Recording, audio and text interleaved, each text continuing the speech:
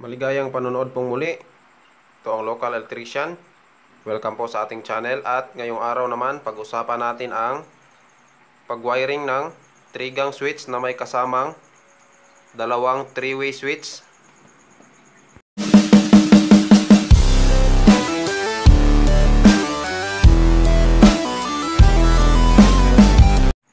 So may video na po tayo nito dati, pero yung ano lang yon, 3-gang switch lang siya. So bali tatlong single switch ang ginamit natin. Yan, ilalagay ko lang po yung description sa baba. Pero ito ngayon ay iba to kasi 3-gang switch siya, pero may kasama siyang 3-way switch. Bali dalawang single switch ito. Yan, dalawa. Tapos ang pangatlo ay 3-way switch, tapos may partner siya ito, 3-way switch din. Usually ang 3-way switch po natin ay ginagamit sa mga stairways o mga hagdanan, para po kapag tayo ay galing sa baba o galing sa taas, pwede tayong mag switch on and off either sa taas o sa baba. Ang minimum size of wire po kapag tayo ay nag-wiring ng ilaw ay number 14 po, AWG. Yan, standard po yan sa ating lighting wiring. Tapos syempre ito may nakalagay na tayong mga wires para po mabilis yung ating video tutorial. At tara, simulan na natin. So yan po, ito po yung ating diagram. So bali ang supply natin ay yan, line to line po tayo. So line 1, line 2. So yan, so yung line 1 po natin ay idadaan natin sa ating switches, itong ating sa 3-gang switch, pati sa ating 3-way switch. Tapos yung line 2 po natin ay yan, naka-couple lang yan o naka-common sa tatlong ilaw. Yan. So ito yung ating magiging guide. So ang minimum size din po pala ng circuit breaker natin para sa ating mga ilaw o lighting wirings natin ay 15 amperes. Tapos itong wire natin ay naka-color coding tayo. So ang ginawa ko dito, line 1 ko ay itong kulay itim, tapos line 2 itong kulay puti. So yan po, simulan na natin. So unahin po muna natin itong line 2 kasi naka-common lang to lahat. So bali, kukunik ko lang tong tatlong ilaw natin, yung mga terminals nito o terminal 1 ng ating ilaw. Yan. So ito yung sa ilaw natin. Ito po, nakakonekta na yan. Yan, madali lang naman itong i-connect. Yan, terminal 1 and terminal 2. Yan, parehas lang yung tatlong lighting socket natin. So kapag gumagawa po kayo ng electrical wiring, siguraduhin nyo lang po na naka-off yung inyong mga circuit breakers. Meron kayong safety gloves o goggles kung para lang sa ating mga safety po. Tapos ito po ay for tutorial purposes lang, kaya wala akong gloves. Pero pagka sa actual na po kayo, mas maganda po may gloves kayo at yung circuit breaker natin dapat naka-off.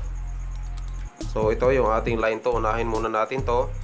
So i-common natin tong ating dalawang socket sa ating ilaw. Yan, hindi tayo malilito kasi naka-color coding tayo. Yan, lahat ng kulay puti ay kukonek natin.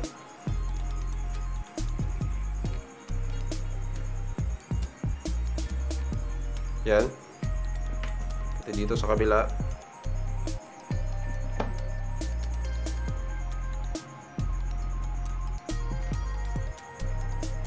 Ito na yung magiging common supply sa ating mga ilaw.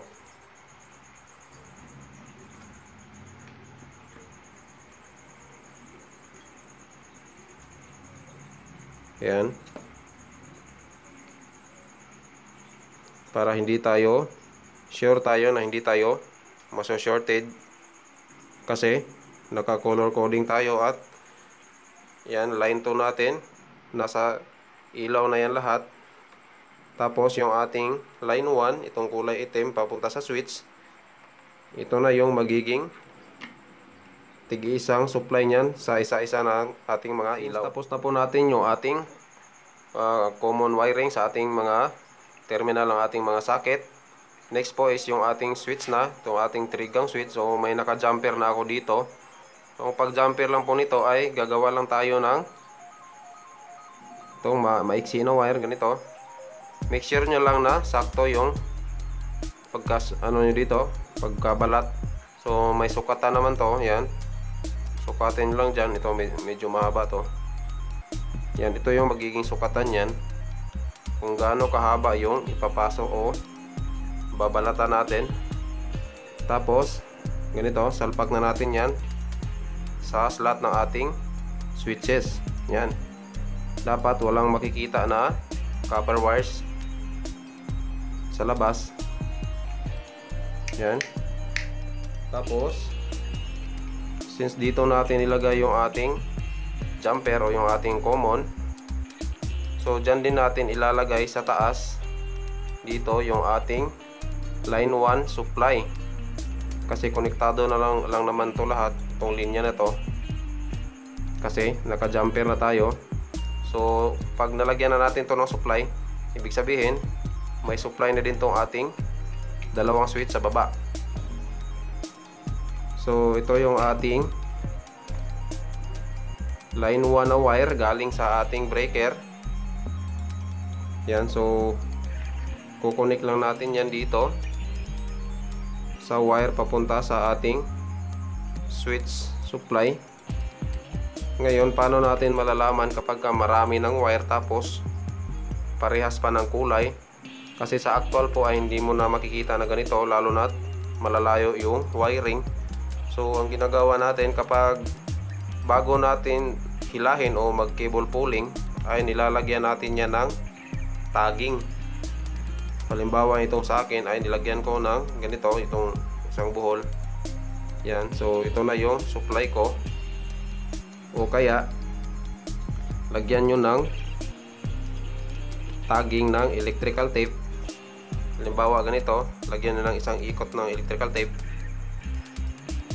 O pwede rin bumili kayo ng ibang kulay na electrical tape para hindi kayo malito at visible yung ating tagging. O halimbawa niyan, isang ikot dito ng electrical tape, at sa dulo naman lagyan nyo rin yan ng isang ikot para madali na nating i-trace yung ating wiring. Tapos yan, kapag isang ikot na ganyan, so yan yung ating supply. Tapos dito sa ating utility box, sa ating gang box para sa ating switch, so malalaman nyo na yan kasi may tagging kayo. Tapos lagay na natin yan sa ating switch. Yan, ito na yung magiging yan, so may supply na po yung ating switch. Kulang na lang po yung papunta sa ating mga ilaw. So next po, so ito yung ating single switch, una S1, S2, tapos ito yung ating 3-way sa ating 3-gang switch. So unahin muna natin to. Yan, supply sa ating lamp 1 at saka sa ating lamp 2. So ito yung ating lamp 2, ito yung ating lamp 1. So unahin muna natin to, lamp 1. So ito yung wire nya, connect lang natin yan dito. Tapos papunta na yan sa ating 3-gang switch number 1. So ito yung ating switch number 1 sa ating 3-gang. Tapos ito yung wire natin. Yan. So ito yon. So connect na natin yan dito. Yan. So may switch 1 na tayo para sa ating lamp 1. Tapos yung ating lamp 2, ito naman yung wire nya.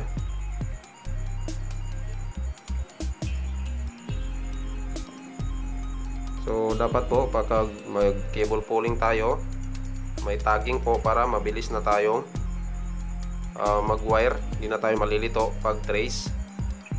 Pero dito madali lang kasing i-trace kasi maiksi lang siya. Kaya hindi na ako nag-tagging. Ganyan. So ito yung wire na yon, papunta sa ating switch number 2, sa ating 3-gang switch. Yan. So ang natiran lang po ay yung ating switch number 3, which is yung ating 3-way switch. Yan. So yung 3-way switch po natin ay may traveler wires yan, dalawa. So ito po yung diagram ng ating 3-way switch. So ito yung naka-jumper natin sa ating tatlong switch. Yan, okay na tayo dito. So ang kailangan na lang po ay maglagay tayo ng dalawang traveler wires papunta dito sa kabila nating 3-way switch. Yan, tapos ang common po nito ay papunta sa ating pangatlong ilaw. So may number po yan. Yan, ito yung ating 3-way switch. Yung 0 po, yan po yung common. Tapos ito yung sa traveler wires natin, itong number 1 at saka number 3. Pwede naman po itong magkabaliktad, gagana pa rin siya. So wawire na natin. So ito po yung ating natirang wire. Ito yung sa ating traveler wire para sa ating 3-way switch. So kukunin ko na dito yan sa ating terminal 1 at saka terminal 3. Yan, ng ating 3-way switch. Yan, papunta yan dito. Yan, ito yon. So lalagay din natin yan sa ating terminal 1 and terminal 3 ng ating pangalawang 3-way switch. Yan, tapos yung 0, which is yung common natin, ito yon, ay papunta naman sa ating pangatlong ilaw. Yan, 0, common, papunta yan sa ating ilaw. Yan, ito yon, punta dito, tapos splice na natin. Yan, tapos na natin i-wire. A-arrange na lang natin to, i-fix, at talagyan natin yan ng electrical tape. So yan po, na-fix na natin at ilagay na po natin yung ating mga ilaw para sa ating lamp 1, 2, and 3. Yan, tapos cover natin. Tapos make sure nyo lang din po kapag nag-tape kayo, kung gaano kakapal po yung insulation ng ating wire, is dapat ganon din kakapal yung ating electrical tape. At saka dapat walang nakikita na copper splices natin. At saka i-secure natin, dapat may cover to ating mga junction boxes. At tatry na natin to. On ko lang yung ating circuit breaker. So yan po, na-on ko na po yung ating breaker at ngayon iti-test na natin. So ito yung ating switch 1, which is single switch. Itong dalawa, switch 1 and 2. Tapos ang pangatlo naman ay yung ating 3-way switch. So switch 1 para sa lamp 1. Yan. Switch 2 para sa ating lamp number 2. At itong switch 3 natin, which is yung 3-way switch, para sa ating lamp number 3. Yan. On dito. Tapos pwede tayong mag-off dito. On ulit. Off. On. So yan po yung purpose ng ating 3-way switch. Kasi pwede tayong mag-on and off sa dalawang location. Yan. Tapos ito yung ating dalawang single switch. Yan. Para po pala sa iba pang mga wirings, electrical wirings o mga motor controls video tutorial, paki-like, share, and subscribe lang po yung ating channel. At paki-check yung mga video sa ating playlist. And maraming salamat po sa panonood. Sana po ay may natutunan kayo kahit konti. Thank you po.